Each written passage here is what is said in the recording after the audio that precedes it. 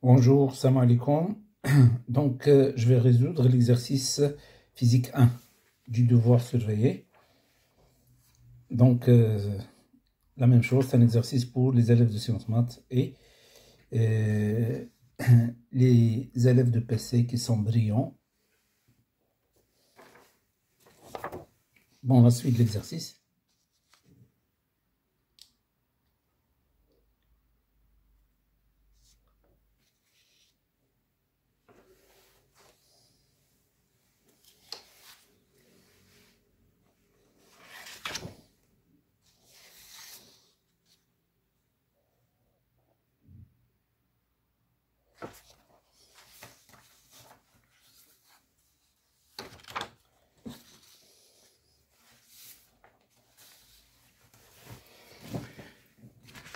Bon, alors l'exercice est le suivant. On dispose du matériel suivant. Un émetteur d'ondes sonore E et son alimentation électrique, deux récepteurs d'ultrasons R1 et R2, un oscilloscope, une règle graduée. On réalise le montage suivant. L'émetteur E génère une onde sonore progressive sinusoïdale qui se propage dans l'air jusqu'aux récepteurs R1 et R2. L'émetteur et les deux récepteurs sont alignés. Le récepteur R1 est placé au zéro de la règle graduée. Donc voilà le R1, voilà le R2, voilà l'émetteur, le haut-parleur. Alors, le signal capté par les récepteurs R1 et R2 sont appliqués respectivement sur les voies 1 et 2 d'un oscilloscope. C'est-à-dire qu'ils sont visualisés dans un oscilloscope. Voilà l'écran de l'oscillo. Pour être visualisé sur l'écran de celui-ci, lorsque le récepteur R2 est situé à la distance 3,4 cm du récepteur R1, l'oscilloscope visualise sur son écran les deux courbes suivantes. Donc voilà les deux courbes. On éloigne lentement R2 le long de la règle. On constate que les signaux reçus par R2 se décalent vers la droite.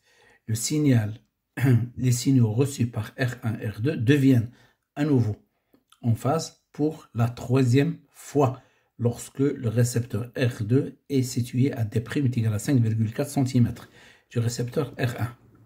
Première question. Quelle est la nature des ondes sonores et ultrasonores, électromagnétiques, mécaniques, transversales ou longitudinales? Justifié. Alors donc physique.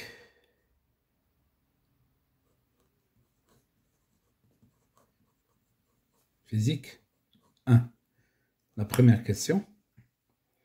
Alors, les ondes sonores et ultrasonores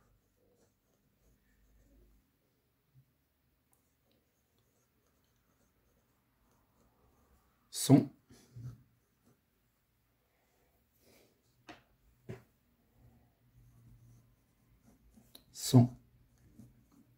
des ondes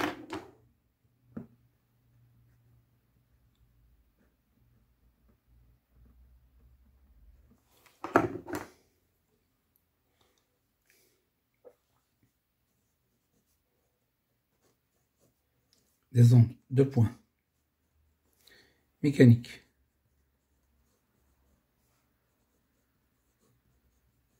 car elles se propagent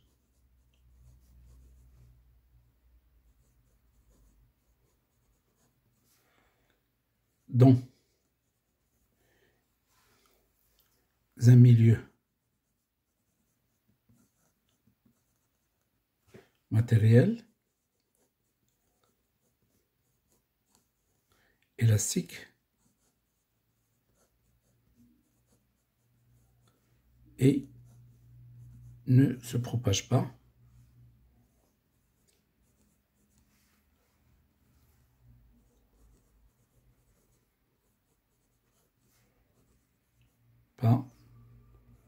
dans le vide.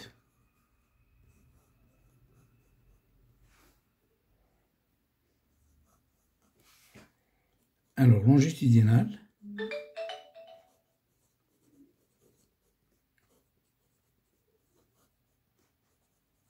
Longitudinal, car la direction de la propagation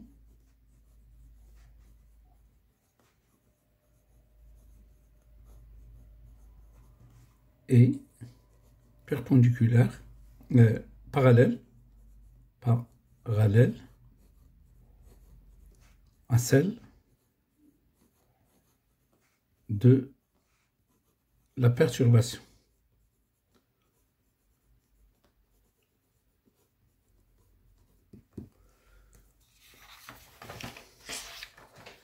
Deuxième question. Calculer la fréquence n de cette onde et déduire sa nature. Donc, d'après la courbe, on déduit la période d'ici jusque-là. Donc, 1, 2, 3, 4 divisions. Chaque division, c'est 5 microsecondes. Donc, deuxièmement, donc nous avons, voilà, l'onde.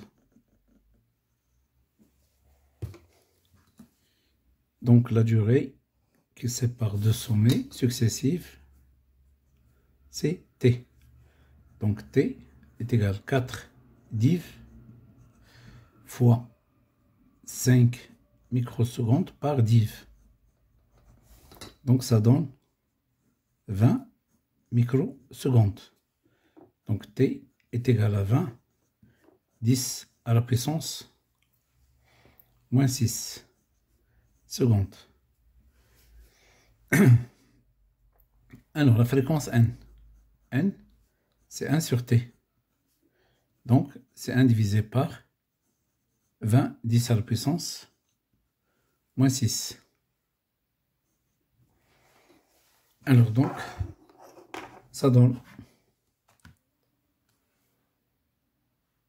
donc 20, 10 à la puissance moins 6, l'inverse. Donc, c'est 50, 10 à la puissance 3. 50, 10 à la puissance 3 Hz. C'est-à-dire N est égal à 50 kHz. Alors, et déduire sa nature. Donc, puisque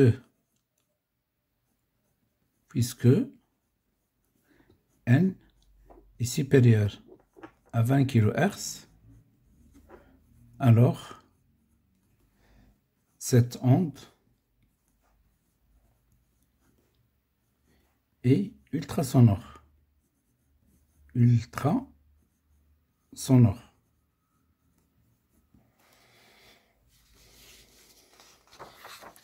Troisièmement, quelle est la relation entre le retard taux du signal reçu par R2 par rapport à celui reçu par R1? Donc, ici, nous avons les deux courbes. Ils sont en phase, mais on ne sait pas est-ce qu'ils sont en phase pour la première fois. Si les deux courbes sont en phase pour la première fois, on dit D est égal à lambda. S'ils sont en phase pour la deuxième fois, D est égal à 2 lambda. S'ils sont en phase pour la troisième fois, D est égal à 3 lambda, ainsi de suite. Maintenant, puisqu'on ne sait pas est-ce que c'est la première, la deuxième, la troisième ou bien la quatrième, alors, et puisqu'ils sont en phase, on dit que la relation D est égale à K lambda. Donc, les deux courbes sont en phase. Donc, D est égal à K fois lambda. Alors, et puisque V est égal à D divisé par tau, donc il est égal aussi à lambda divisé par T. Donc, qu'est-ce que je peux déduire? Je peux déduire que tau est égal à D fois grand T divisé par lambda. Je remplace le D, donc ça donne K lambda fois grand T divisé par lambda. Je simplifie j'obtiens taux est égal à K fois T. Donc la relation entre D et lambda, c'est la même que la relation entre taux et grand T. Donc taux est égal K fois T. Voilà.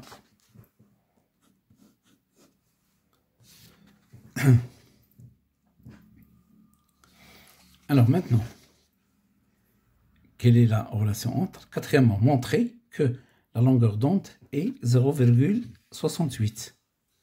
Quatrièmement, alors maintenant, pour la distance,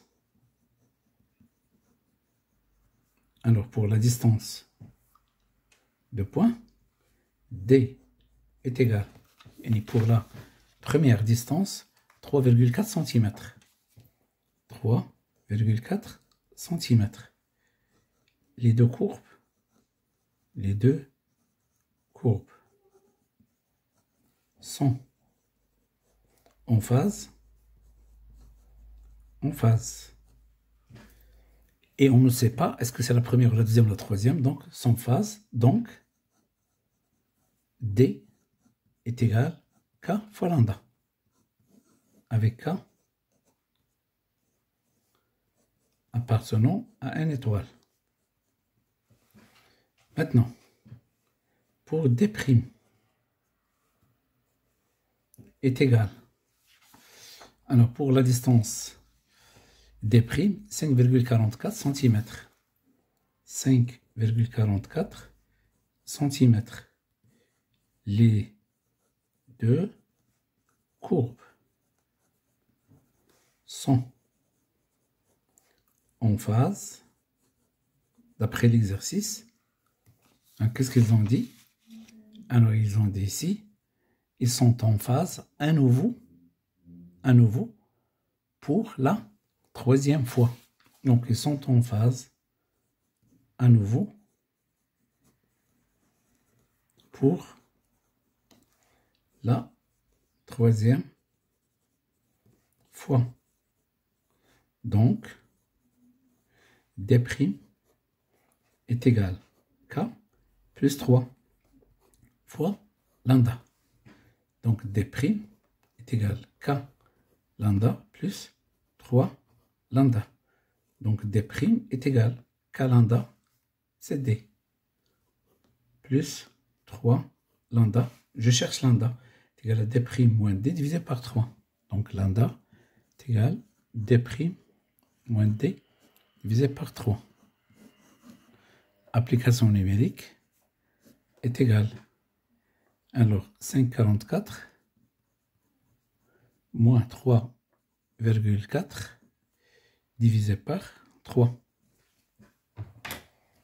Donc, 5,44 moins 3,4 est égal, divisé par 3, est égal 0,68. Donc, lambda est égal 0,68 mètres.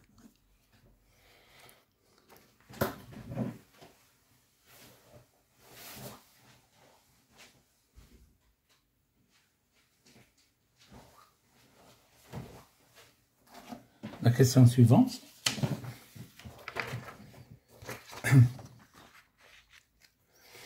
Alors, calculer la célérité de cette onde sonore dans l'air. Alors, cinquièmement.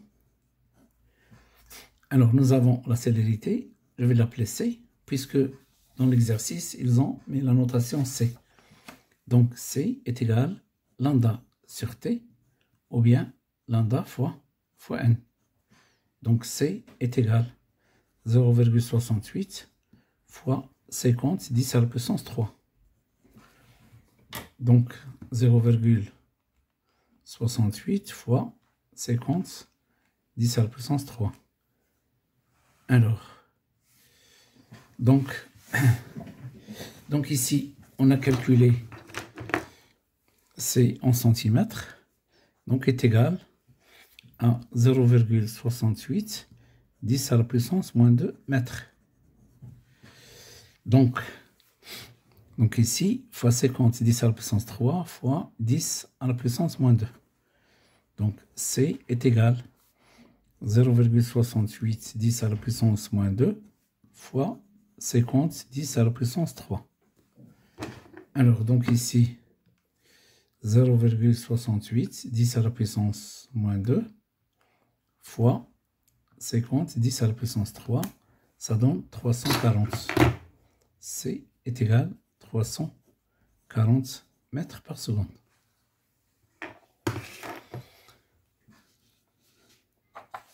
Alors, sixièmement, représenter l'allure des deux courbes A et B lorsque D est égal à 2,38. L'allure de A et de B. Lorsque la distance D est égale à 2, c'est la distance entre les deux microphones. Donc, pour savoir l'allure de la courbe, il faut savoir est-ce que les deux courbes sont en phase ou bien en opposition de phase. Donc, qu'est-ce qu'on va faire? On va calculer D divisé par lambda. Donc, c'est 2,38 cm divisé par 0,68 cm. Alors, 2,38 divisé par 0,68 est égal, donc ça donne 7 demi. 7 demi. 3,5. 3,5. Donc, qu'est-ce que je peux dire? Lambda, donc ici D est égal. C'est lambda fois 3,5, c'est quoi? C'est 3 plus 1 demi. Donc, fois 3 plus 1 demi. Donc, D est égal 3 lambda plus lambda sur 2. Il est sous forme de K lambda plus lambda sur 2. Donc, les deux courbes sont en opposition de phase. Les deux courbes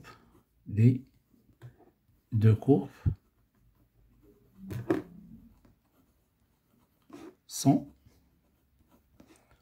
en opposition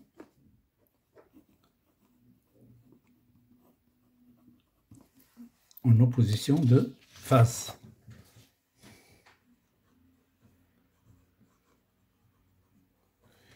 Alors maintenant, on peut dessiner les deux courbes.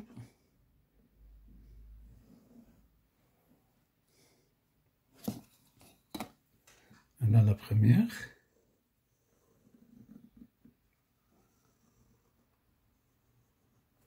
Et voilà la deuxième en pointillé.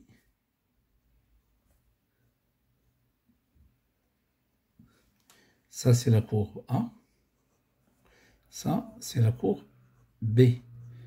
Alors, l'amplitude de B est inférieure à l'amplitude de...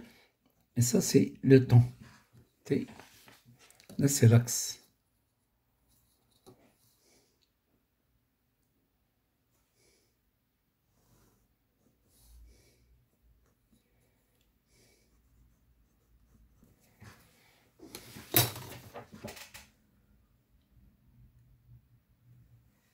Alors, question 7. On change la fréquence de l'onde sonore émise par E telle que n' est égal à 1 sur 2. Calculez la nouvelle longueur d'onde lambda prime. Ici, on a changé la fréquence, on n'a pas changé le milieu. Donc, la célérité n'a pas changé. D'accord? Donc, on n'a pas changé le milieu.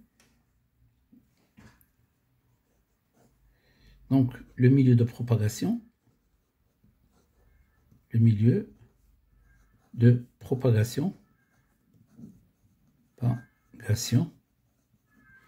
même.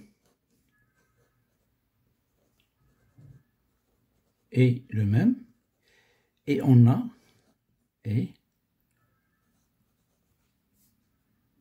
pas changé de température.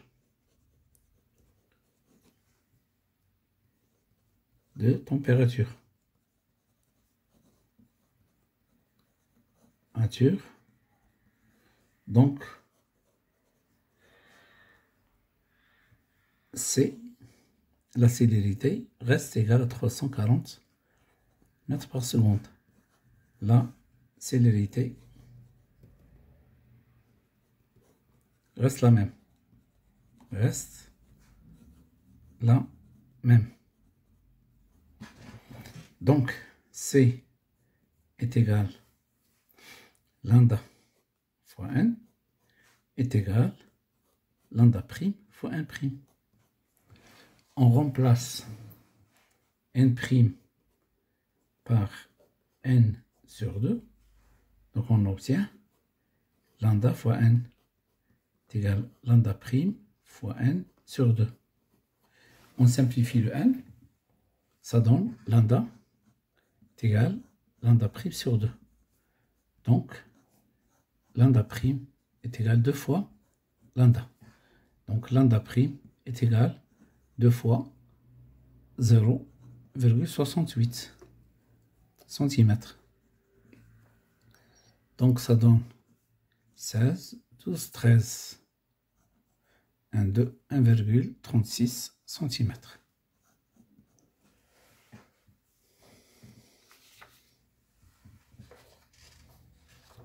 Alors maintenant, la question 8. On donne la célérité des ondes sonores et ultrasonores dans l'air. C'est égal à gamma fois P divisé par ρ. Gamma, c'est une constante. C'est égal à 1,4 pour les gaz diatomiques. L'oxygène, O2, O2, N2, H2, Cl2, ainsi de suite. La pression. Et ρ, c'est la masse volumique. La masse divisée par le volume. Donc, 8. Nous avons C est égal à gamma fois P divisé par ρ. Alors, qu'est-ce qu'ils ont demandé? Alors, ils nous ont demandé calculer la température θ de l'air. Bon, avec gamma, ils ont donné ici la valeur 1,4, R 8,314, joule mol moins 1 K moins 1, la masse molaire de l'air 29 grammes mol moins 1. Donc, on va chercher une autre relation qui contient la température. On va remplacer ρ par la masse sur le volume. Donc C est égal gamma P, ici c'est M, le V va monter vers le haut, fois V, la racine. On va appliquer l'équation des gaz parfaits. Nous avons PV est égal N RT. Nous avons N est égal la masse sur la masse molaire. Alors, donc, d'après celle-là, nous avons M est égal petit n fois grand M. Alors, on va remplacer elle ici et on va remplacer celle-là ici. Donc, ça donne C est égal gamma fois N RT divisé par N fois grand M. Alors, on simplifie la quantité de matière. Donc, C est égal gamma fois RT divisé par la masse molaire. La racine. Alors, on va mettre celle-là au carré. Donc, C carré est égal gamma fois R fois T divisé par grand M. On cherche T d'après celle-là. Donc, on va déplacer grand M en haut. Donc, grand M fois C carré. Et on va diviser par gamma fois R. On a trouvé, voilà.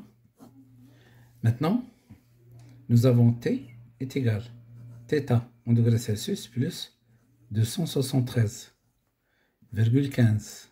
Donc, θ est égal grand T moins 273,15. Je remplace celle-là ici. Donc, θ est égal grand M fois C carré divisé par gamma fois R moins 273,15. Alors maintenant, il y a un problème. C'est que dans cette relation-là, voilà, lorsqu'on veut calculer C, ou bien on doit remplacer la masse molaire en kilogrammes par mol. Alors maintenant, nous avons la masse molaire de l'air. C'est 29 grammes par mol. Donc c'est 29 kg par mol. 29, 10 à la puissance, moins 3 kg par mol.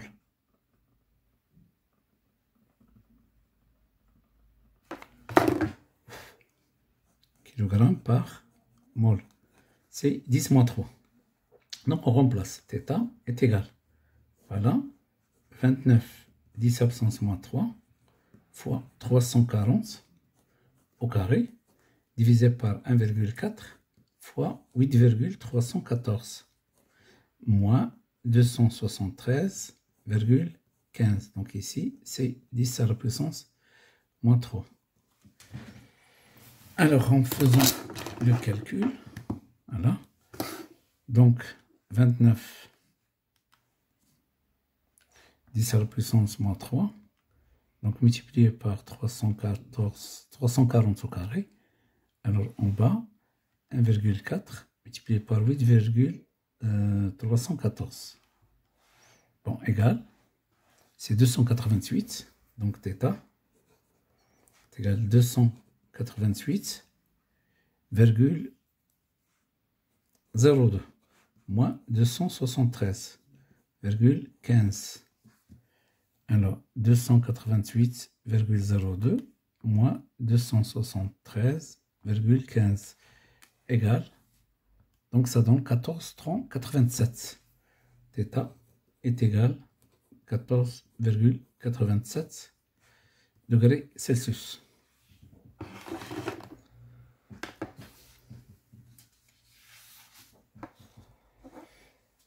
Alors, il reste la dernière question, 9. Donc, la question 9. Donc, alors, qu'est-ce qu'ils ont dit? On réalise le même montage que précédemment, mais on change le milieu de propagation. L'émetteur et les deux récepteurs sont plongés dans l'eau. Et l'émetteur E génère une onde sonore de fréquence F 50 Hz. Donc, nous avons F est égal à 50 Hz. Alors, quelle est la distance, petit d, entre R1 et R2 pour que les deux signaux captés par ces deux récepteurs soient en opposition de phase pour la cinquième fois? Donc, les deux récepteurs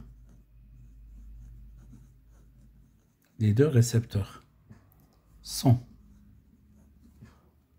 en opposition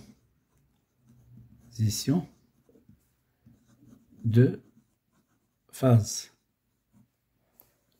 Alors, pour la première fois, D est égal à lambda sur 2. Pour la deuxième fois, D est égal à lambda sur 2 plus lambda. Pour la troisième fois, D est égal à lambda sur 2 plus 2 de lambda. Maintenant, pour la énième fois,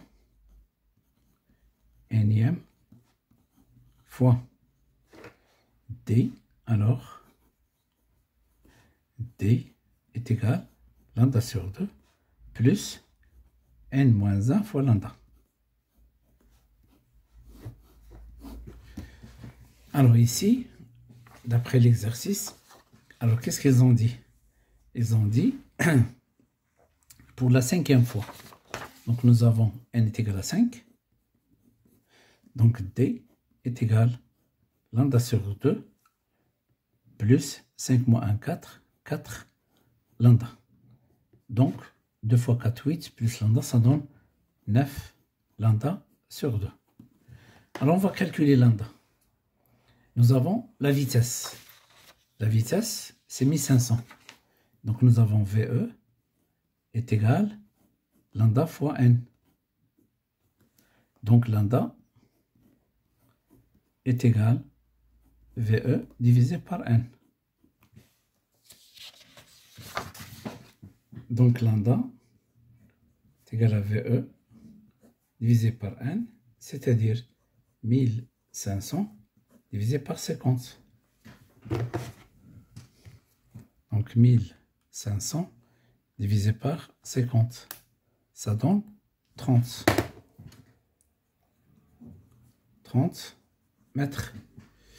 Alors donc, la distance D est égale 9 lambda divisé par 2. Donc, 30 fois 9 divisé par 2 est égal à 135 mètres. 35 mètres.